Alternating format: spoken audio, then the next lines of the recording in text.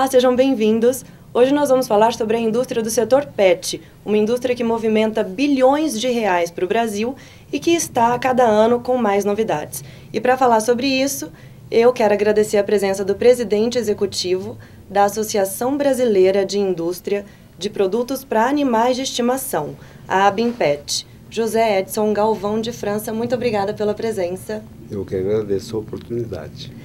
Eu quero começar perguntando qual a relevância econômica do setor PET para o cenário industrial brasileiro. O setor PET, nesses últimos anos, vem tendo um crescimento um pouco acima da média do PIB brasileiro. Tanto é que este ano nós atingimos, ou devemos atingir em 2013, um faturamento de 15,4 bilhões de dólares. Isso nos posiciona como o segundo maior faturamento do mundo no setor PET e ao mesmo tempo, demonstra um crescimento firme nesses últimos anos de 8,3%. Isso nos leva a representar 0,34% do PIB, ou seja, que nos coloca um pouco acima da linha branca, geladeiras, fogões, um pouco acima dos equipamentos eletrônicos, nos posiciona bem em relação à economia brasileira. Isso é consequência de quê? É consequência do reconhecimento do brasileiro da importância dos benefícios da relação animal-humano. Ou seja, não é tido mais apenas como companhia o animal. Ele já é usado para terapias, ele já é utilizado como cão-guia, por corpo de bombeiros como auxílio. Então, uma série de pontos que leva realmente a demonstrar que essa importância que o brasileiro dá para o animal de estimação que reflete nos resultados da indústria brasileira. Seria esse afeto, né, que criou-se ao animal. Esse afeto, realmente o brasileiro hoje tem o animal como um membro da família. Como um membro da família, exatamente. Então, e assim, uma curiosidade, além de gato e cachorro, tem algum outro animal que já faz parte desse? Nós consideramos 5 grandes grupos de animais que são utilizados como PET. O primeiro, cães e gatos, né, aves, canoras e ornamentais, os pequenos répteis e mamíferos, né, e os peixes ornamentais. Esses são os 5 grandes grupos que o mundo todo considera como grupo de animal utilizado basicamente para estimação, né? Sim. E o Brasil, ele ocupa que lugar em relação aos outros países no setor PET? O Brasil hoje é o quarto lugar em população de animais de estimação, quando considera os cinco grandes grupos dos quais eu falei agora. O mundo todo tem 1,5 bilhão de animais de estimação. Alguns países o peixe ornamental é maior, principalmente os da Ásia, e outros os cães aparecem como primeiro, como alguns países da Europa, e outros os gatos, como os Estados Unidos hoje. O gato já é maior que o cão. E nesse mundo de 1,5 bilhão, que é quase 20% da população mundial, considerando aí por volta de 7 bilhões, é um mundo grande, né? E o Brasil, aparecendo como quarto no número total de animais, já é também significativo. E aparece como segundo quando foca só cães e gatos. Entendi. Mas em todos esses países, esses 5 animais são considerados PETs em todos os países? Em todos os países, esses é uma 5 classificação. grandes... É uma classificação. Entendi. Esses 5 grandes grupos de animais são considerados PETs. Isso não significa que às vezes a gente ouve, né, que a população diz, não, mas eu tenho uma vaca, um cavalo que é de minha estimação. Isso existe realmente, mas aquele grupo de animal não é específico. Não é classificado como PET. Não é específico para isso, né? Sim, já sim. está surgindo em algumas situações, tipo equinos, tipo suínos. Hoje já tem o mini suíno, que é utilizado, o mini porco que eles chamam, que é utilizado como estimação. Mas aí é uma raça desenvolvida especificamente para isso, com cruzamentos, e ele passa tamanho pequeno, uma série de situações que ele possa conviver aí dentro dos lares, né? Mas aí ainda não está sendo considerado como um grupo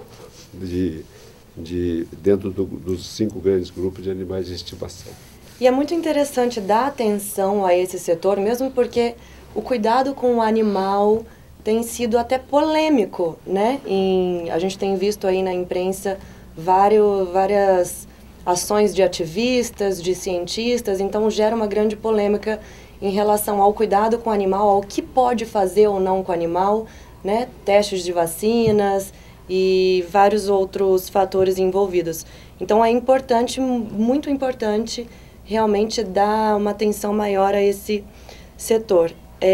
Agora uma outra coisa, em relação ao encontro que teve ontem, é a primeira vez, é a primeira edição? Como é que é? Em Brasília é a primeira vez que nós fazemos um encontro com autoridades, né? O foco era autoridades e o Congresso brasileiro. Mas temos feito outros encontros em diversos estados aí da federação, mas este ano nós resolvemos fazer em Brasília como o primeiro. E o que é que foi tratado de novo no então, encontro? Dentro do que você colocou aí da importância de se cuidar desses animais, a gente contratou uma empresa, SPM, que é a Escola Superior de Propaganda e Marketing, que fica em São Paulo, para que mostrasse para nós os principais gargalos do setor e como é que nós poderíamos tratar isso, já que nós somos um país exportador.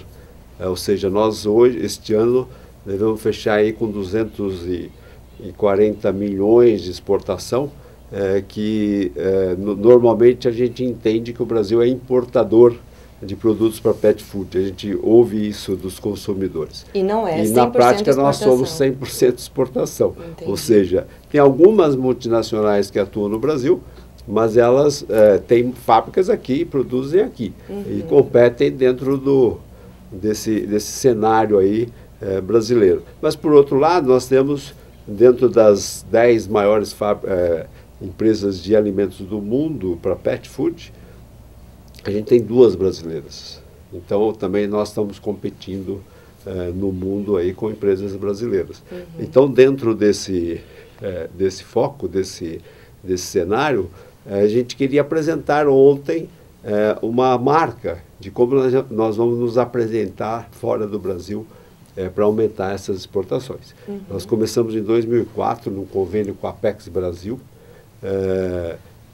Inicialmente não exportávamos nada, ou seja, a gente fabricava para o mercado interno, e nesse convênio nós começamos a abrir as portas, de que entendíamos que já éramos o 2º faturamento do mundo à época, em 2004, e não poderíamos ignorar o nosso potencial de exportação, e começamos então a estudar o mercado mundial, e já estamos então sofisticando, lançando uma marca específica que chama Pet Brasil. Então ontem a ideia desse evento era exatamente isso. A apresentação da marca. Apresentação da marca e junto apresentar ao governo brasileiro alguns gargalos, tanto que atrapalha o mercado interno como nos atrapalha a avançar. E dentre eles, a gente citou o fiscal, né? E o marco regulatório, que ele não é muito claro para nós e nos prejudica em algumas situações, principalmente para exportação, e também algumas informações de mercado brasileiro que nós não somos muito fortes em estatísticas, como é lá fora. Então, às vezes, a gente tem uma dificuldade enorme. Por exemplo, o número de animais de estimação, nossa entidade faz isso por estimativa em cima de consumo, mas nunca foi feito um censo, como é feito habitualmente lá fora, um censo para apurar realmente o número real de cães, de gatos, de aves, ou seja, dos 5 grandes grupos de animais. Então esse é um outro elo aí que a gente precisa de ajuda. E também tivemos boas notícias que o IBGE, junto com o Ministério da Saúde, já está prevendo o levantamento o ano que vem dos números de PET no Brasil. Ah, excelente. Não existe ainda esse levantamento? Não existe. Ele iniciou agora em agosto e o primeiro número eles vão fazer, é o censo mesmo, objetiva, é o Plano Nacional de Saúde, que objetiva saber a quantidade de cães, de gatos, de aves ornamentais e canores e peixes ornamentais. Vai ficar fora só os pequenos répteis por enquanto, mas deve entrar já nos próximos anos, com o sentido do controle sanitário das doenças, principalmente gerado pelos animais de estimação. Agora, em relação às cargas tributárias, me parece que elas são bem altas e o Brasil acaba perdendo no final das contas. Como é que é? Como é que isso funciona? E o que é que poderia ser feito para que a gente conseguisse ganhar mais e não perder tanto? Ontem nós apresentamos aos presentes, às autoridades presentes, tanto do Congresso como do Executivo, uma relação da carga no mundo relativo a pet food, que é o segmento assim que representa quase 68% do faturamento dentro do Brasil. E nessa relação nos surpreende. O Brasil aparece como o segundo maior faturamento do mundo e aparece como o último, ou seja, como o primeiro em carga tributária. Ou seja, nós hoje estamos com uma carga de 49,9%, ou seja, 50%. É muita coisa. Envolvendo IPI, ICMS, PIS, COFINS, e só de impostos diretos, fora os impostos e taxas indiretas que a gente tem. Então esse 49,9% nos coloca em primeiro lugar no mundo. O segundo vem a Itália com 20%. Ou seja, nós estamos com 30% aí, ou 29%. Mais do que a metade. Mais do que a metade dos impostos no mundo. Ou seja, isso significa, se você paga R$1 por 1 quilo de ração PET, você está pagando 50 centavos de imposto. É muito pesado. É muito pesado pelo seguinte, tem-se a impressão que quem tem animal de estimação é a classe A. Sim. Ou B. Mas não é a classe C e D. Hoje, que precisa cuidar do seu animal. Hoje 70% do faturamento do setor é dentro dessas duas classes. 70%. Então, principalmente de alimentos. Isso significa que essa população, essa população acusa o golpe do imposto alto, ou seja, ela consome menos. Sim.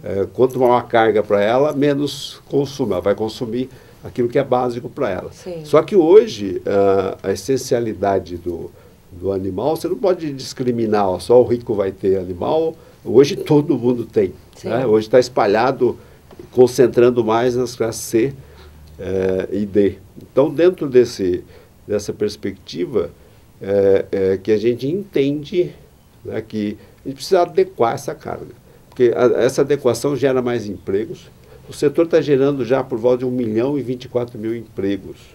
É significativo. E pela razão de já tem mais de 500.000 empresas atuando no segmento. Menos indústrias, mas muito mais criadouros, muito mais... só de comércio, de lojas hoje, o país tem aí por volta de 100.000 pontos de venda espalhados pelo país todo. Então, isso tudo, se tratado adequadamente, nós não estamos pedindo para não pagar imposto. A gente entende que temos que pagar, a gente tem que colaborar com a nossa obrigação, mas entendemos que uma adequação vai ser bom para o país. Ou seja, pode gerar mais empregos, gerar mais investimentos da indústria, e também pode nos facilitar a exportação. Ou seja, quanto maior o mercado interno, quanto mais a gente for forte, a gente quer ser o primeiro, não queremos ser o segundo. Sim. A gente quer ser o primeiro. Então, quanto mais forte o mercado interno, a gente tem mais facilidade para colocar nossos produtos lá fora. Com certeza. Bom, tem mais alguma coisa que o senhor gostaria de dizer que eu não perguntei? Não, nós gostaríamos de agradecer bastante a oportunidade e colocar também a questão do marco regulatório, que é uma situação aí que a gente entende que o marco regulatório nosso, ele não é claro, ele não permite a competição igual para todos os segmentos. Ela tem variações. E quando eu falo marco regulatório, eu estou falando desde do registro de nossos produtos, desde a parte fiscal, né, e todos aí, no sentido bem amplo, mesmo os criadouros brasileiros. Hoje tem município que proíbe canil, que proíbe gatil, ou seja, não há uma clareza para que a gente possa investir. O setor privado precisa de clareza, de regras, para que ele possa investir com segurança. Então, esse é um outro aspecto que a gente abordou ontem no encontro, né? E estavam presentes várias autoridades. Logicamente, nós não esperamos uma solução rápida, mas tivemos pelo menos a possibilidade de priorizar nossas demandas, e acredito que com um pouco mais de clareza da nossa parte do que realmente a gente quer e a gente pretende aí para o setor. Que bom, tomara que as expectativas sejam superadas. Nós vamos trabalhar bastante para isso. E agradecemos a oportunidade sua de falar com vocês aí. Imagina, a gente é que agradece. Muito obrigada pela presença e eu espero que vocês tenham gostado. Até mais.